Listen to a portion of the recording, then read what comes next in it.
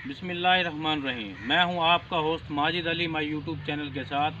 जिन दोस्तों ने अभी तक मेरा चैनल सब्सक्राइब नहीं किया तो उनसे गुजारिश है कि जल्दी से मेरे चैनल को सब्सक्राइब कर दें, ताकि आपको बर वक्त तमाम मेजर और माइनर क्रॉप्स के बारे में मालूमात मिलती रहे। क्योंकि मेरा ताल्लुक़ महकमा ज़राअत से है और मैं आप तक वो ऑथेंटिक और परफेक्ट इंफॉर्मेशन पहुँचाने की कोशिश करता हूँ, जिसकी हमारे किसान काश्तकार भाइयों को ज़रूरत होती है। आज हम गंदम की लॉजिंग, गंदम क्यों गिर जाती है और जो ये गंदम गिरती है इसकी वजूहात क्या हैं और इसकी क्या हिफाजती तदाबीर हैं, और गंदम के गिरने की कौन सी ऐसी हालत है जिसमें गंदम का ज़्यादा नुकसान होता है, इस बारे में बात करने लगे हैं। मैं गंदम के खेत में मौजूद हूँ। ये आप देख रहे हैं माशाल्लाह जो है वो गंदम के जो सिट्टे हैं उनमें दाना जो है वो बन चुका है। इसका जो दूधिया कलर है वो कंप्लीट होने को है।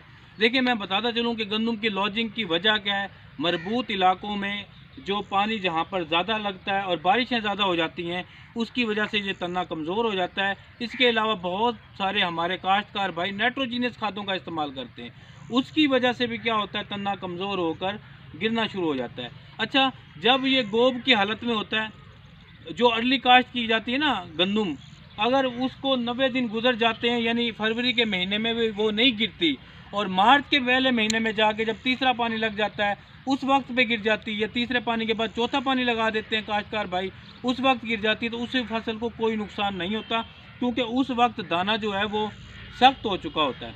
अच्छा, गोब की हालत में जब दाना जो है वो कमज़ोर होता है, दूधिया होता है, उस वक्त अगर ये फसल गिर जाती है, फिर हमारा 25 से 30% तक जो है वो लॉजिंग से नुकसान हो सकता है। एक तो है कुदरती आफत, यानी बारिशें आ जाती हैं, उसमें हम लोग कुछ नहीं कर सकते। उसमें क्या हिफाजती तदाबीरें की जा सकती हैं, जो अल्लाह की तरफ से आफत होती है, अल्लाह ना करे ऐसा हो, ये फसल बहुत ज़बरदस्त खड़ी आप देख रहे हैं। लॉजिंग उस वक्त नुकसानदेह साबित होती है जब आपकी फसल में दाना नहीं बना होता और वो गिर जाती है, तना कमज़ोर हो जाता है। उस वक्त उसको कैसे हम हिफाजती तदाबीर के ज़रिए महफूज कर सकते हैं। दूसरी वजह ये होती है लॉजिंग की कि बहुत सारी वैराइटीज़ ऐसी होती हैं जिनमें आप फी एकड़ पैदावार में 35 से 40 केजी आपने बीज डालना होता है, लेकिन आप 70 से 80 केजी या 50 से 60 केजी बीज डाल देते हैं। उससे आपकी फसल भारी हो जाती है और भारी होने की वजह से भी गिर जाती है। जो 15 नवंबर 1 नवंबर से लेकर 15 नवंबर तक काश्त की जाती है फसल, वो भारी फसल होती है और उसके गिरने के ज़्यादा इम्कानात होते हैं। तो लिहाजा बहुत सारे काश्तकार भाई ये सवाल करते हैं कि अगर फसल गिर गई है तो उसकी क्या हिफाजती तदाबीर हैं। हिफाजती तदाबीर में यही है कि आप जब फसल गिर गई है और उसकी जो अर्ली काश्त नहीं की गई थी, बीज अभी दूधी हालत, गोब की हालत में फसल, तो उसको पोटाश, पानी के साथ पोटाश मिला के दें।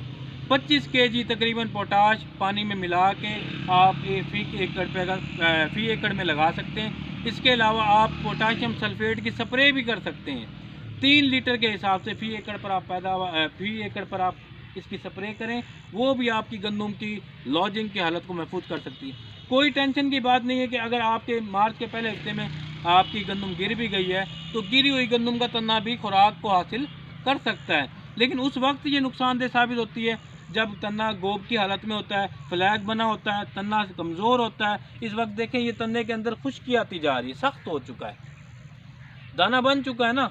अब दाना जैसे जैसे सख्ती की हालत में जाएगा, अब ये गिर भी जाए तो इसको कोई नुकसान नहीं होगा।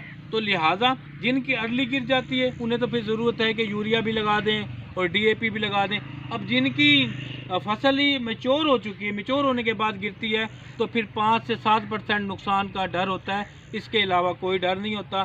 तो लॉजिंग ख़तरनाक साबित नहीं होती। ऐसी सूरत में लॉजिंग इसी वक्त ख़तरनाक साबित होती है जब आपका तना कमज़ोर होता है। तो लिहाजा लॉजिंग से बचने के लिए यही तदाबीरें हैं कि देख लें कि अगर पानी की ज़रूरत नहीं है चौथे पानी की, तो पानी ना दें, और पानी अगर देना है तो उसमें पोटाश का इस्तेमाल करवाएं, क्योंकि नहरी पानी जहाँ पर नहीं लगते वहाँ पर पोटाश हमारी फसल के लिए, गंदम की फसल के लिए बहुत ज़रूरी है, ताकि जो हमारा दाना है वो मोटा बने। मोटे दाने के लिए आपको पोटाश का इस्तेमाल करना है, ना कि नाइट्रोजीनियस खादों का इस्तेमाल करना है। उम्मीद है कि आज की मेरी ये वीडियो आपको पसंद आई होगी। इस तरह की बहुत सारी वीडियो फसलों से मुतालिक, मेजर फसलों से मुतालिक हासिल करने के लिए आप मेरे चैनल को सब्सक्राइब भी करें, फॉलो भी करें, कमेंट भी करें, लाइक भी करें, ताकि हमारी हौसला अफजाई होती रहे और ताकि आपको ये जो मालूमात हैं महकमा ज़राअत की तरफ से एक ऑथेंटिक मालूमात हैं वो आपको बर वक्त मिलती रहें।